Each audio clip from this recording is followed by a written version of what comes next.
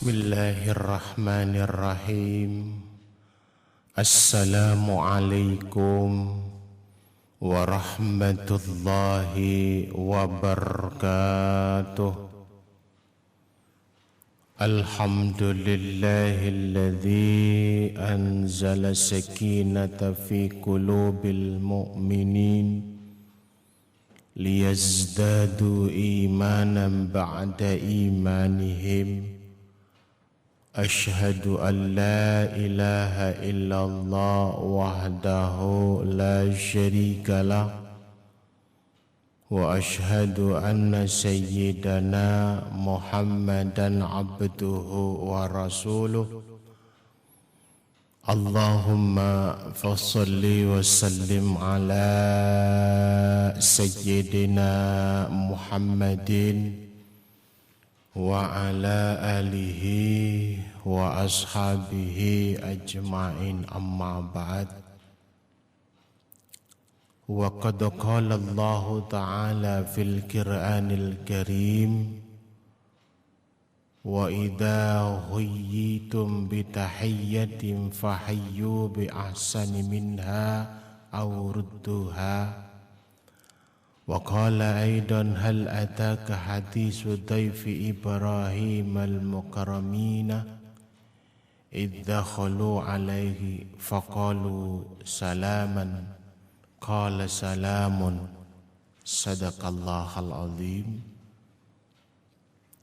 Saudara pendengar Radio Kabar 4 yang dimuliakan Allah, dimanapun saudara berada, alhamdulillah jumpa kembali dengan Bapak Ustadz Abdullah dalam satu acara tausiah.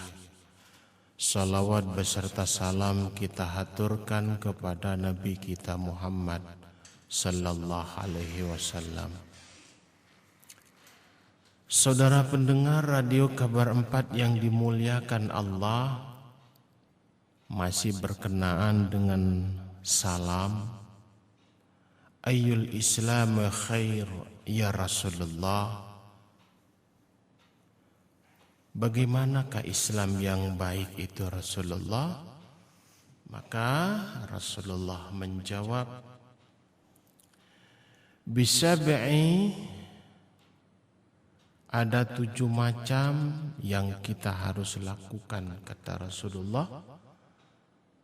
Kalaulah kita mau dikatakan Islam yang kafah, Islam yang sempurna, Islam yang mana bertuntunan kepada Al-Quran dan hadis Rasulullah sallallahu alaihi wasallam. Apa di antaranya? Yang kemarin sudah sebagian saya sampaikan, bi'ibadatil maridi, yaitu menjenguk ketika ada keluarga, tetangga, handai tolan, famili, kerabat yang sedang sakit.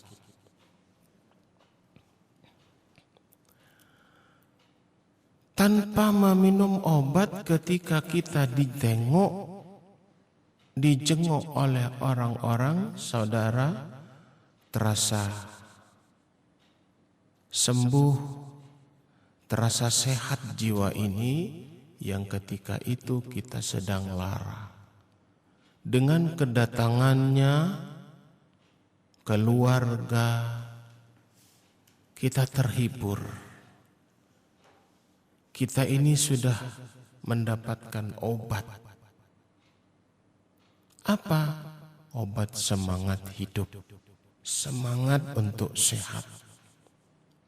Terlebih dengan adanya doa, mereka itu pun cukup.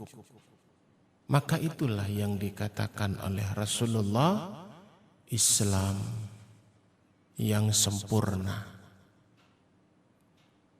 Islam yang baik.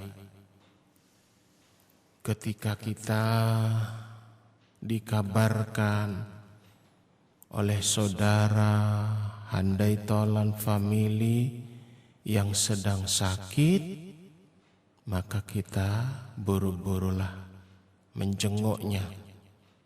Itu keluarga sudah bahagia. Bahagia kedatangannya kita atas menyambungnya silaturahmi. Kemudian yang kedua, wa ibsa'is salam, yaitu sebarluaskanlah salam. Itulah ciri daripada khas orang muslim. Mereka menyebarluaskan salam pertanda seorang muslim. Salam sekali lagi bermakna dengan adanya doa. Salam merupakan satu doa yang mengandung keberkahan, keselamatan, dan kasih sayang dari Allah. Itulah saudara pendengar Radio Kabar 4 yang dimuliakan Allah. Bukan hanya kita ketika mengadakan satu acara salam itu disebarluaskan. Bukan hanya ketika kita itu mengadakan satu silaturahmi, ketika masuk rumah yang baru dikenal, artinya bukan rumah kita, maka ucapkanlah salam.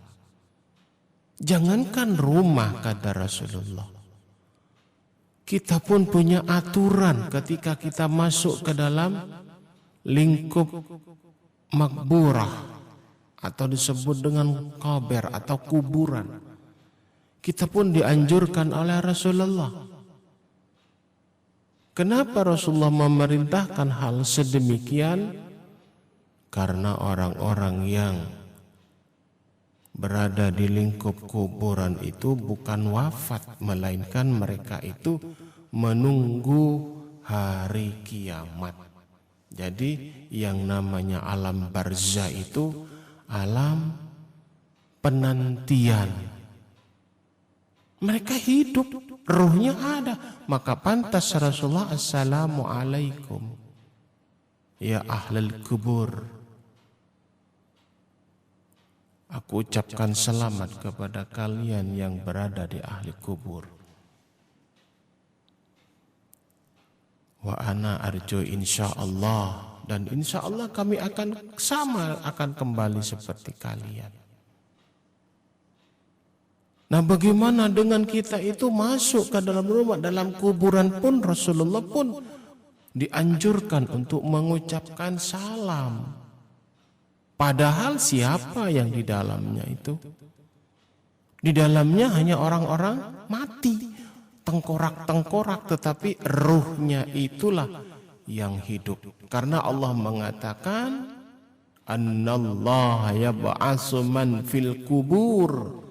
Sesungguhnya nanti kami akan bangunkan, kami akan bangkitkan orang-orang yang ada di dalam kubur.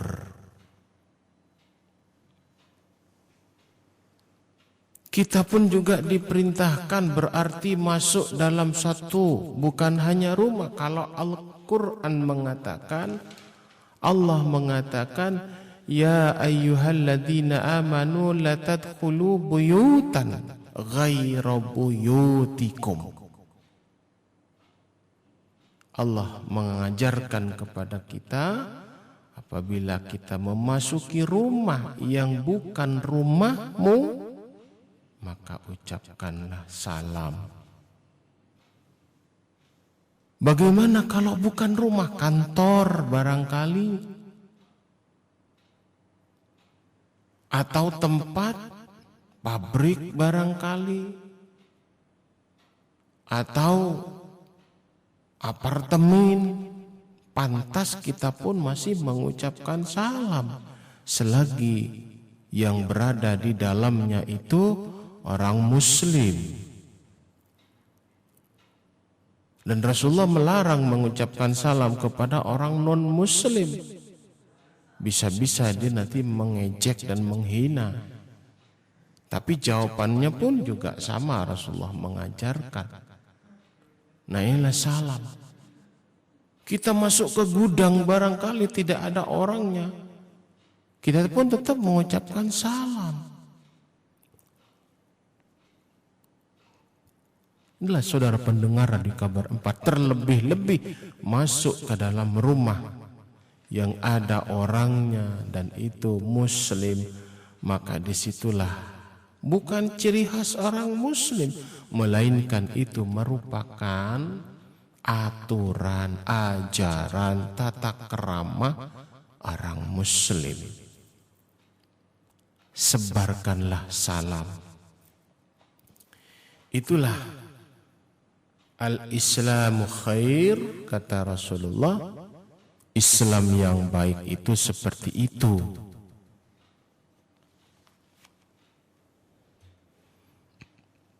Saudara pendengar radio kabar 4 yang dimuliakan Allah Subhanahu wa ta'ala, janganlah enggan. Satu pertanyaan, kalaulah Islam itu mengajarkan satu salam, sunnah yang mengucapkan salam, wajib bagi yang menjawabnya, kita timbul pertanyaan. Apa pertanyaannya? Bagaimana dengan orang-orang yang mengucapkan salam ketika salam itu tidak dijawab? Maka dikenakan dosa. Nah, berhati-hatilah bagi orang yang mengucapkan salam. Contoh, salam itu bermakna wajib bagi yang menjawabnya dan kita berhati-hati. Di mana letak hati-hatinya? Ketika manusia sedang lelap tidur, kita tidak perlu mengucapkan salam. Semisal jam 3 malam kita bangunin orang untuk sholat subuh agar kaum muslimin dan muslimat bisa bangun untuk tahajud, maka kita tidak perlu mengucapkan salam. Jangan-jangan salamnya kita tidak dijawab, maka timbullah di sini yang namanya salam itu wajib. Akhirnya kita sendiri yang menanggung akibat dosanya. Kenapa tidak ada yang menjawab? Kita yang melakukan satu sunnah berakibat dosa. Kenapa tidak ada yang menjawab? Bagaimana menjawab? Sedangkan kaum muslimin semuanya tertidur lelap. Nah ini, kadangkala mereka tidak tidur karena ngantuk, tidak menjawab salam. Padahal salam itu yang menjawab hukumnya wajib. Nah saudara pendengar radio kabar 4 yang dimuliakan Allah, kita harus tahu tata cara mengucapkan salam. Jangan sembarangan kita salam. Di malam hari kita sedang lelap tidur, kita mengucapkan salam, tidak ada yang menjawab akhirnya. Kenapa? Karena orang pada tidur keseluruhannya. Nah inilah saudara pendengar radio kabar 4 yang dimuliakan Allah. Kemudian selanjutnya mau dikatakan Islam yang baik, kata Rasulullah, wattiba'il janaiz, mengiringi jenazah. Kalaulah kita sholat barangkali kita rukuk, kita sujud, kita i'tidal, kemudian kita ucapin salam, kalau sendirian itu munfaridan satu pahala. Maka bagi kaum bapak-bapak, kaum Adam, ketika kita melihat jenazah, dalam arti kita bepergian di satu tempat, kalau memang ada waktu, maka turunlah kita. Turun, rugi kita.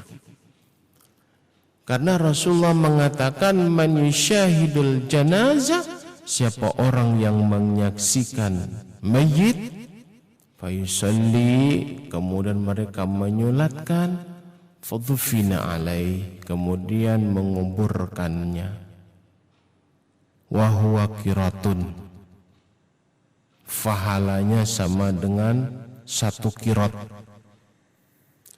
Sahabat nanya, ya Rasulullah, ayu qiratun ya Rasulullah, apa 1 qirat itu Rasulullah? Rasulullah menunjukkan gunung Uhud. Tuh gunung Uhud, kata Rasulullah. Karena gunung Uhud itu ada 2. Jadi siapa orang yang menyaksikan mayit, kemudian menyolatkan mayit, menguburnya mayit, maka pahalanya sama dengan 1 qirat. Di dalam hadis yang lain Rasulullah juga mengatakan man yashahidu janazah, apabila kita menyaksikan jenazah, artinya ada orang yang meninggal, kemudian kita memandikan, mengafankan, menyolatkan dan mengebumikan, wa huwa qiratani, punya pahala 2 qirat. Ayul qiratani ya Rasulullah, 2 qirat itu apa Rasulullah? Rasulullah menunjukkan 2 gunung Uhud. Nah, beruntunglah kita ini mempunyai ilmu. Ketika kita berangkat dari rumah, di tengah perjalanan ada segerombolan atau satu keluarga yang sedang mengiringi jenazah mau ke masjid untuk disolatkan, maka kita punya kesempatan, punya pahala 1 qirat. Maka kita ini harus turun mengiringi jenazah masuk ke masjid sholat. Pak Ustadz, kita mau nyolatin jenazah, kita kan belum tahu jenazahnya itu laki apa perempuan. Kita tidak perlu nanya kepada orang, Pak mau nanya, ini jenazahnya laki apa perempuan? Gak perlu nanya. Rasulullah sudah mengajarkan, kalau kita ingin punya pahala 1 qirat, ketika kita menyaksikan mayit untuk disolatkan, turun dari mobil atau dari motor, dari sepeda, mengikuti acara penyolatan. Artinya kita solatkan mayit itu. Nggak perlu nanya, Pak Ustadz itu mayit laki apa perempuan, karena doanya dan niatnya berbeda. Kita lihat aja imamnya. Nah, begitulah. Kalau imamnya itu posisi di tengah-tengah, Rasulullah mengajarkan posisinya di pusar, berarti mayitnya perempuan. Tapi kalau mayitnya itu posisinya mayit laki-laki, posisinya imam berada lurus setara dengan leher atau pundak, maka disitulah kita sebagai makmum tidak perlu bertanya mayit itu laki apa perempuan, maka lihatlah imam. Begitu. Kalau di leher mayitnya itu setara dengan leher mayitnya laki-laki, imamnya itu berdiri setara sejajar selurus dengan leher, maka mayitnya itu laki-laki. Tapi kalau imamnya yang setara selurus sejajar dengan lambung, perut, pusar, mayitnya perempuan. Nah, disinilah satu kesempatan kita punya ilmu, akhirnya punya pahala 1 qirat. Akhirnya kita raih. Nah, oleh sebab itu janganlah kita itu enggan.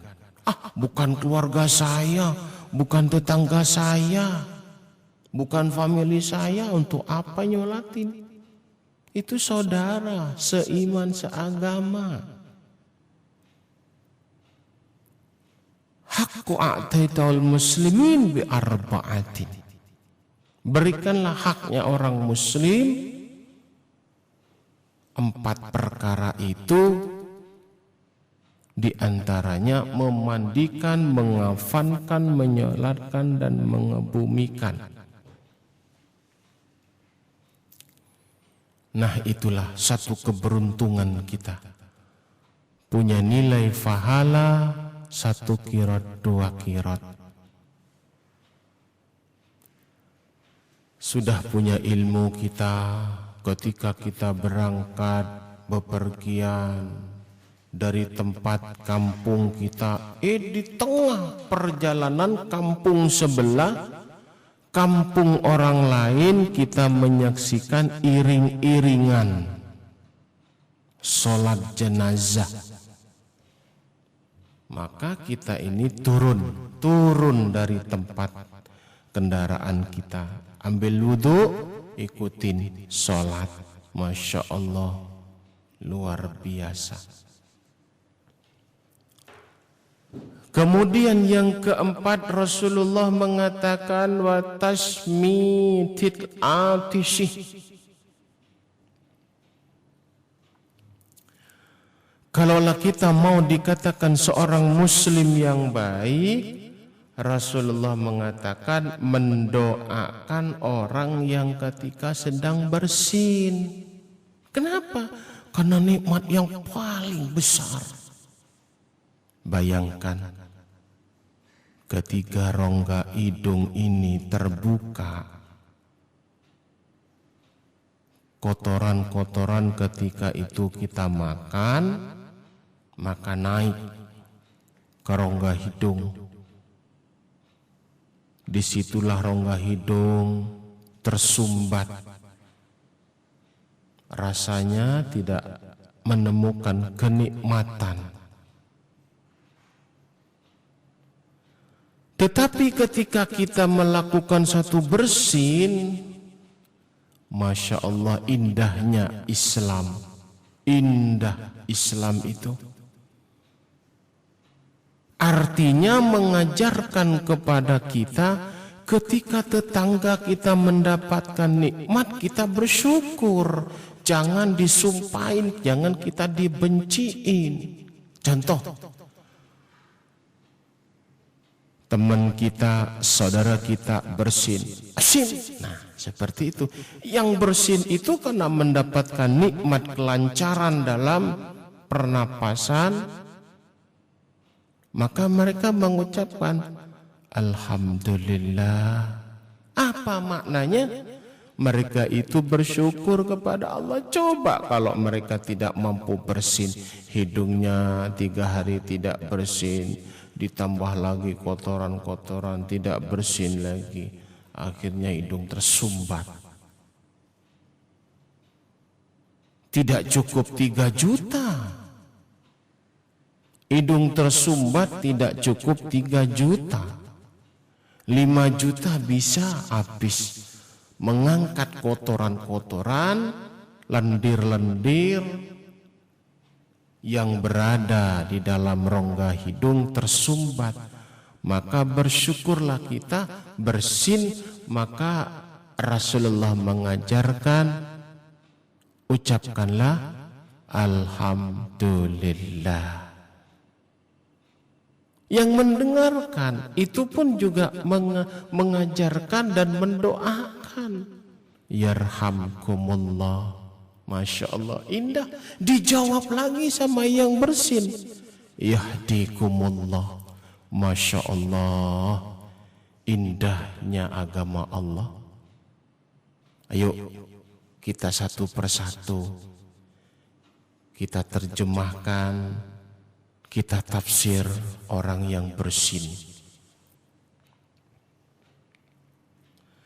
Yang bersin mengucapkan Alhamdulillah ketika dia mendapatkan nikmat yang paling besar. Yang mendengarkan bersin mengucapkan Yarhamkumullah. Yuk, yang bersin mengucapkan Alhamdulillah karena mendapat nikmat. tetangga sebelahnya dengar yarhamkumullah. Karena mereka mendengar dan menerima, senang atas doa, dijawab lagi yahdikumullah. Itulah tata caranya Islam. Kalau kita lain, tetangga mendapatkan nikmat, contoh, tetangga bisa beli motor, yang mana motornya Ninja. Sebelah tetangga bukan yarhamkumullah, bukan igla'ak alallah, apa? Laknat Allah, laknatullah. Bukan kita itu senang, justru kita memusuhi, nyumpain, nyukurin tapi nggak baik. Sombong banget, cuman beli motor aja sombong, padahal nggak ngapa-ngapain. Ya motor ya masuk dimasukin, keluar dipakai ya dikeluarin. Karena orang sakit hati ketika mendapatkan satu kenikmatan, mereka justru sakit hatinya. Bukan yang diajarkan oleh Rasulullah, yarhamkumullah, ya Allah mudah-mudahan dikasih sayangi Allah. Ini Islam. Islam yang baik seperti ini. Ketika mendapatkan nikmat, mengucapkan alhamdulillah. Jangan sampai kita tetangga beli tanah sebelahnya, tanah kosong, kita ngadain syukuran, kita bersyukur kepada Allah. Tetangga sebelahnya, alah, cuman beli segitu aja sombong, nggak dibawa mati. Nah, inilah teman yang tidak tahu diri, tetangga yang tidak tahu diri. Rasulullah mengajarkan kalau tetangga mendapatkan nikmat, tetangga itu harus mengatakan yarhamkumullah. Semoga Allah menyayangi kalian. Dijawab sama orang yang mendapatkan nikmat, agar saling doa mendoakan yahdikumullah, ya mudah-mudahan Allah memberikan petunjuk hidayah. Itulah Islam yang baik. Masya Allah, Islam yang baik seperti itu. Ayul Islamu khair ya Rasulullah. Islam yang baik yang bagaimana Rasulullah? Yaitu ada 7 bagian. Masya Allah. Ketika tetangga mendapatkan satu karunia nikmat, mereka bersyukur. Wah, bagaimana kalau tetangga bisa beli kapal, beli sepeda ontel, sudah dibenciin, sudah diuring-uringin. Orang-orang seperti itu namanya orang musyrik, orang syirik. Orang-orang yang tidak tahu diri bersyukur kepada Allah. Sudah diajarkan oleh Rasulullah saling mendoakan. Yang mendapatkan nikmat dia mengatakan alhamdulillah, yang mendengar agar mengatakan yarhamkumullah, agar dua-duanya menjadi kasih sayang Allah. Kalau sudah menjadi kasih sayang Allah, mereka apapun yang mereka inginkan Allah kabulkan. Nah, inilah saudara pendengar Radio Kabar 4 yang dimuliakan Allah. Ya. Nah, insya Allah kita masih sambung kembali karena masih ada bab selanjutnya mengenai Islam yang baik. Nah, itulah yang kami sampaikan. Bapak Ustadz Abdullah undur diri dari ruangan Anda. Bila mana ada kesalahan kealfaan, itulah dari kami. Nah, insya Allah kita jumpa kembali dengan gelombang yang sama, AM 855 Radio Kabar 4. penting untuk didengar. Subhanakallahumma bihamdika asyhadu an la ilaha illa anta astaghfiruka wa atubu ilaik. Assalamualaikum warahmatullahi wabarakatuh.